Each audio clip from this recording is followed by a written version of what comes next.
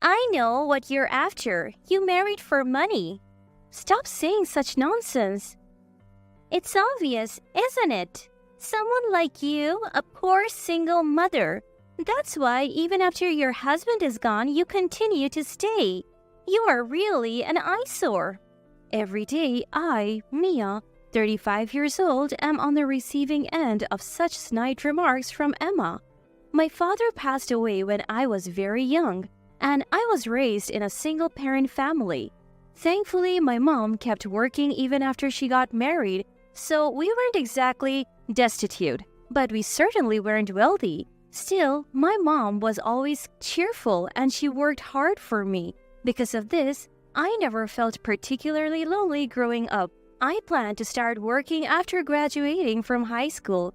My mom, however, had been diligently saving up for my college education. I loved studying and I really wanted to go to college, but I couldn't bear to burden my mom, who had struggled to raise me, with this desire. More than anything, I wanted to ease her burdens, so I gave up on the idea of going to college right from the start. So when my mom suggested that I go to college, I was overjoyed.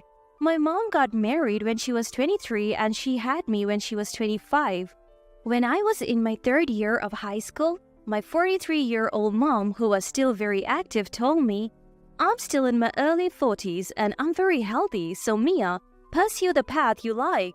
It would hurt me far more if you gave up your future because of financial concerns." Mom, I felt tears welling up at my mom's kindness and strength. I took on a part-time job to help cover tuition. Thanks to that, I was able to graduate college without taking out student loans. After graduating college, I joined a large trading company. I worked hard every day because I wanted to make life easier for my mom.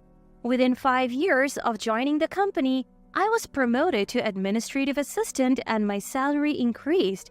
I took my mom on trips and was able to buy her the massage chair she had been wanting. 2 years after becoming an administrative assistant, my work was recognized and I was chosen to be an executive assistant. I got to talk a lot with the president's son, Ethan, and our relationship progressed to dating and eventually marriage. Congratulations, Mia, be happy. Yes, thank you for everything. When I expressed my deep gratitude, my mom was moved to tears. She was incredibly happy for me and it was a truly joyful time. However, that happiness was short-lived. Just 2 years into our marriage, my husband suddenly passed away. He collapsed, clutching his chest at work and was rushed to the hospital. But by the time I arrived, he had already stopped breathing. That morning, I had watched him leave for work, cheerfully saying, "I'm off." I could never have imagined such a harsh reality. The shock was so great that for a while I could barely speak. It was unthinkable that both mother and daughter would lose their husbands, and I could only imagine the grief of Benjamin, the president who had lost his only son. He looked so forlorn and was clearly devastated just like me. I continued working. Even after I got married and as the executive assistant, I spent a lot of time with the president, especially during the day, so I could see firsthand just how disheartened he was. However, there was one person who didn't seem to be grieving at all. That was Emma. Because we lived together after my marriage, I quickly noticed her attitude. Actually, Emma wasn't related by blood to my husband. Benjamin's real mom passed away when he was just 3 years old. Realizing it would be tough for a man to raise a child alone, he remarried when Benjamin started elementary school, thanks to an introduction from a friend. "Now, if something happens to my hubby, all his property will be mine." "What are you saying? Ethan is gone." "Oh, lighten up. It was just a joke. I thought a little cheer might help everyone in these gloomy times." "Please, think about the time and place. You must be upset that your plans fell through. Now, you won't get a single cent of our man's wealth." I never counted on such a thing from the start. "You expect me to believe that? There is no way you would marry a homely, worthless man like Ethan unless you were after something." "Stop talking like that. To me, he was irreplaceable." Emma seemed to think I would pack up and leave as soon as my husband passed away, but I didn't. Benjamin was acting strong at work and handling his duties just like before.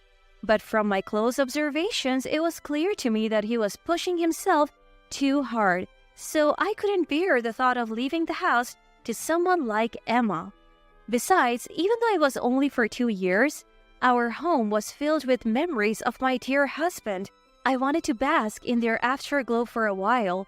Feelings aren't easily severed. Indeed, the time I spent with my husband was a happy one for me. My husband once told me that Emma was more like a roommate to him than a mother. She was often out and about, and when Benjamin was away on business, she would often not come home until late at night.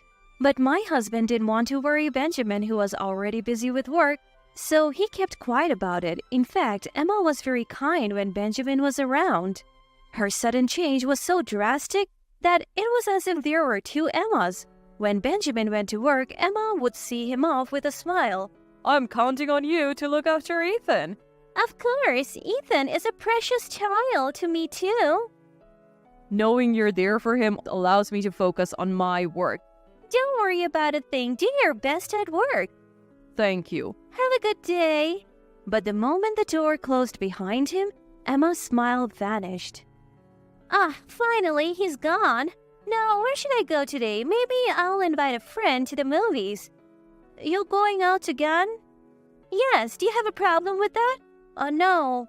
Remember, don't bother your father with unnecessary things. He's working hard for you. If you say something, he'll worry and won't be able to concentrate on his work.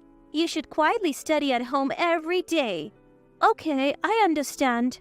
That was the daily routine, but apparently it didn't bother him too much once he got used to it. In fact, he felt more comfortable when he was not paid too much attention. When he was a child, he thought Emma was like a chameleon.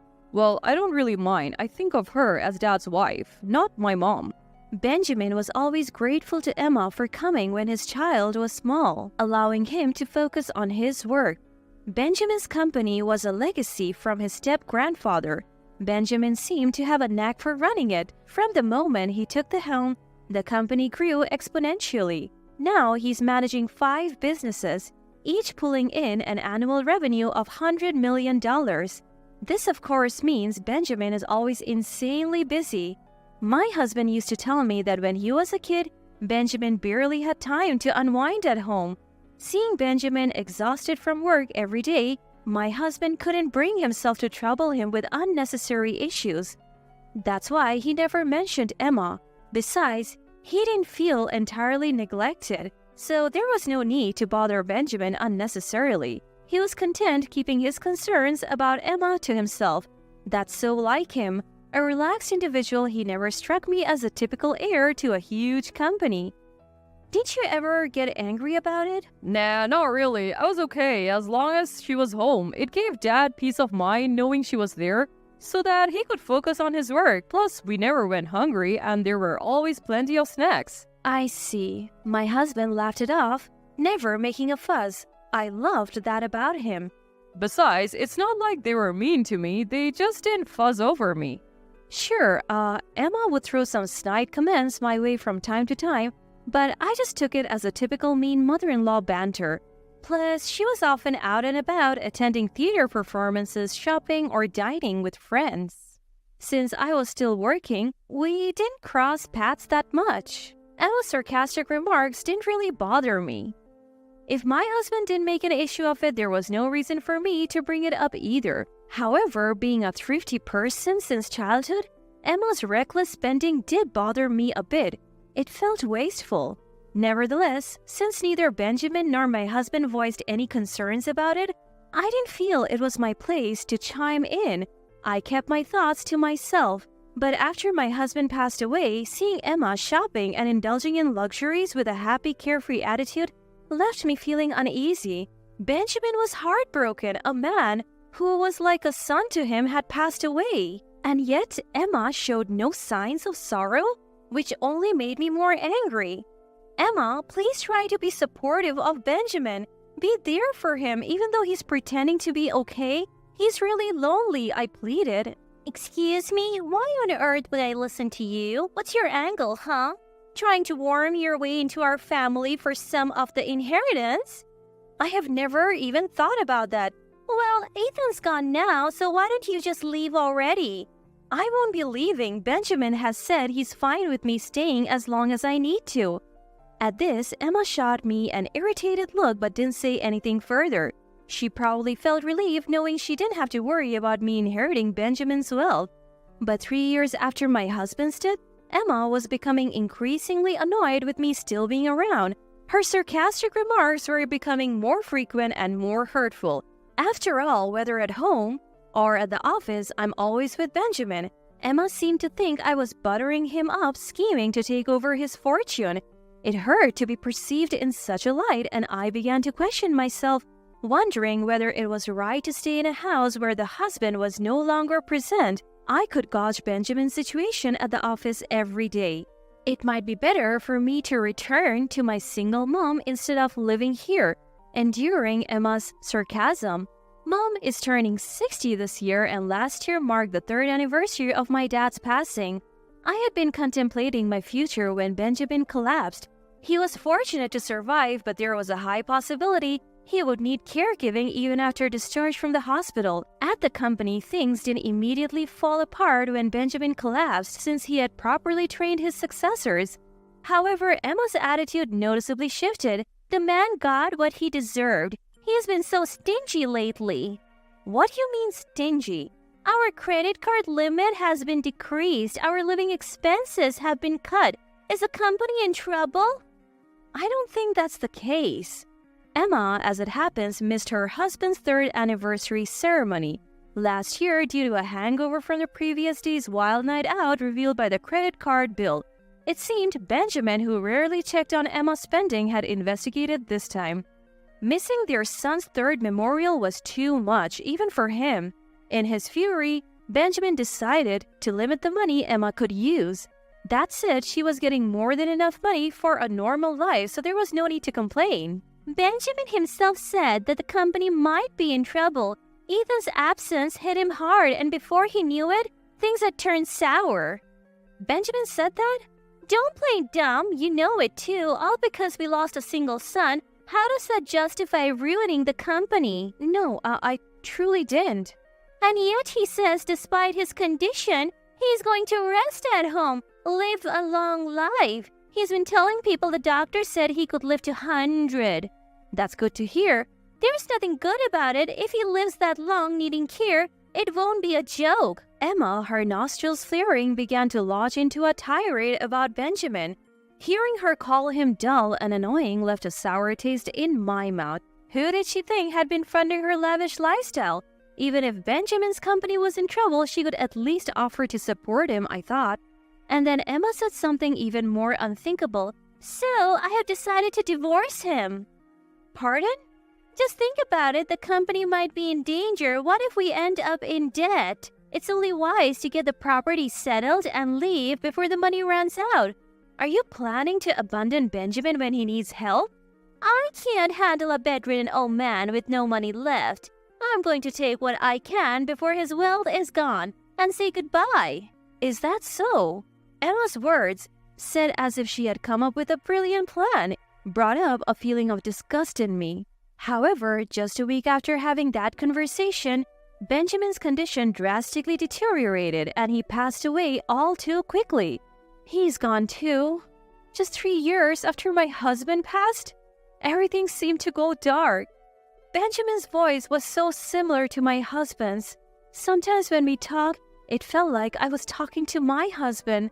Not being able to talk to him, not being able to hear his voice anymore, it was too much to bear. Oh no, that man is gone to the afterlife? What perfect timing. He still had assets left, right? His company didn't collapse yet. Maybe he died before taking on debt for my sake. This means all remaining assets are mine. How fantastic. Emma, you sound pleased, even though Benjamin has just passed away. Oh, you noticed? Too bad for you, though. You're not getting any inheritance. I would have preferred Benjamin to be alive than any inheritance. Don't give me that high-minded talk now. You're just pretending to be tough, trying to impress everyone, aren't you? Even if you asked, there isn't a single cent to give you." Despite Benjamin's death, it seemed like all Emma could think about was money. How could she be so heartless? Thinking of that, I felt sorry for Benjamin, which only added to my grief. "So, you don't have to come to the funeral." "What?" "Strangers are not allowed at the funeral." "I see. That's how it is." Emma didn't seem to understand reality, but I didn't feel the need to explain it to her. "Are you sure about that?" "Of course. Now that he's gone, I, his wife, am in charge." "Understood." So 2 days later, Benjamin's funeral was held quietly with only close relatives, respecting his wishes not to have a grand company funeral. After the funeral, I saw a bunch of missed calls from Emma on my phone, but I didn't return them. Emma tried to reach me many times afterwards, but I completely ignored her. Then one day, she suddenly showed up at my workplace. "I finally got you. What are you thinking? You're not answering my calls." "Oh, Emma, what can I do for you?" "Stop messing around. I was kicked out of the funeral home. You were the one who should have been left out. I called you so many times on the day. What's the meaning of this?" "Huh? Well, you're not my mother-in-law anymore, Emma." "What?" "Well, you said that strangers are not allowed at the funeral, so we had a family-only funeral." And then I asked Emma, "Who's now a stranger?" to refrain from attending. "You are the stranger." No, the stranger here is Emma." "What?" When Benjamin fell ill and was told he would be bedridden, Emma had served him with divorce papers. Emma seemed to think that because Benjamin was hospitalized, he had gone to heaven without submitting those divorce papers. But those divorce papers, I had submitted them as Benjamin asked me to, so Emma is a stranger to us in name and reality. Back then, Benjamin had shared a lot with me. It seems he told Emma that the company was in danger and that he might end up in debt. If that happened, they couldn't live the life they had been living. From then on, it would be a modest life for just the two of them and so on. He thought that if Emma was willing to support him through that, they could continue as a couple. But at his words, Emma frowned and coldly responded, "Then it's probably better to split before you're burdened with debt." Benjamin collapsed 1 month after that conversation with Emma. Even after he woke up, he knew his health was not good. But he hid it and told Emma that he was in such a state that he would have to let go of the company and he would probably have to rely on her for care. As expected, Emma then proposed a divorce. She probably wanted to divorce before he was burdened with debt and get some money through property division. But Benjamin, who had realized his limited time left, had already donated most of his personal assets except the house to children and animal shelters and volunteer groups, and he had already appointed talented subordinates as presidents of his companies and transferred all the shares. So there was almost no property left to give to Emma. When he told her this, the color drained from Emma's face. "So I don't get anything?" "Well, strictly speaking, it's not exactly zero. I did leave a few $100s in savings." "A few $100? That's hardly enough." Even though Benjamin had told me this beforehand, hearing it from my mouth, I could see how thorough Benjamin was. He must not have wanted to split any property with Emma. Maybe it was Emma's attitude when her husband passed that pushed Benjamin to be this resolute. "But there is the house. If I sell that..." "Oh, yes. Please move out of that house as soon as possible. I'm staying with Mom for now, but I plan to move back eventually." "What are you saying? You're a complete stranger. You have even less rights than I do." As I said earlier, the stranger here is you, Emma, who is already divorced. Also, the house was originally inherited by Benjamin from his grandfather, so it doesn't count for property division during divorce. "So why do you have the right to live in that house?" "Because when I got married, Benjamin and I adopted each other." "What?" "So I have the right to inherit Benjamin's property. Benjamin left me that house." "Hardly believable, isn't it?" The idea of adopting me had come from Benjamin himself when we got married. I didn't think about it much at the time. I was going to be marrying his son, and in his eyes, that made me his daughter. So I went along with the adoption. But when my husband passed away, I kept quiet about this. I was afraid that if I mentioned it, Emma would think that I was after the family fortune. So I have work to do. Could you please leave? I asked Emma. If you need to communicate anything, please do so through our lawyers. I have sought the advice of our company's legal counsel. I called security and had them escort Emma out of the company premises. I made it clear that she was not allowed to step foot in the company again. Emma put up a fierce resistance, but when I threatened to call the police, she quietly left. She attempted to contact me numerous times after that, but I ignored her completely. Her relentless efforts to make a claim on our fortune only resulted in a barrage of complaints to our lawyer. Our company was far from going under, and Emma couldn't understand why. She argued that if it was bankrupt, there should be well to share, but the company had already been handed over to a successor before Benjamin's passing, and it was no longer in his possession, therefore there was nothing left for Emma to claim. As for the family's real estate properties, they had already been settled in the divorce before Benjamin's death. The lawyer patiently explained that Emma had no right to any of it. Our lawyer, somewhat exasperated, confided that Emma had been quite persistent. Emma, who had been under the impression that she was entitled to a share of the wealth, had recklessly racked up debt on her credit card. Now she was stuck paying it off. She was working multiple part-time jobs from morning till night. However, her financial woes were not my concern. Emma was 10 years younger than Benjamin. They had married when she was 25 and now she was 55. They had been married for almost 30 years, which meant that Emma was entitled to survivor benefits from the Social Security taxes Benjamin had paid even after their divorce.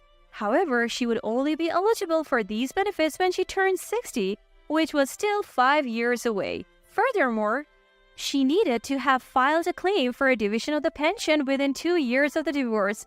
I wasn't sure if Emma was aware of this, nor did I have any intention of enlightening her. I had no sympathy or obligation to worry about Emma's well-being, so here I am now living in the home I once shared with my mom, Benjamin, and my husband. My days pass calmly and peacefully. There are moments when I remember my husband and Benjamin's smiles, and I can't help but shed tears. But remembering their warm smiles, I too want to live each day with a smile on my face.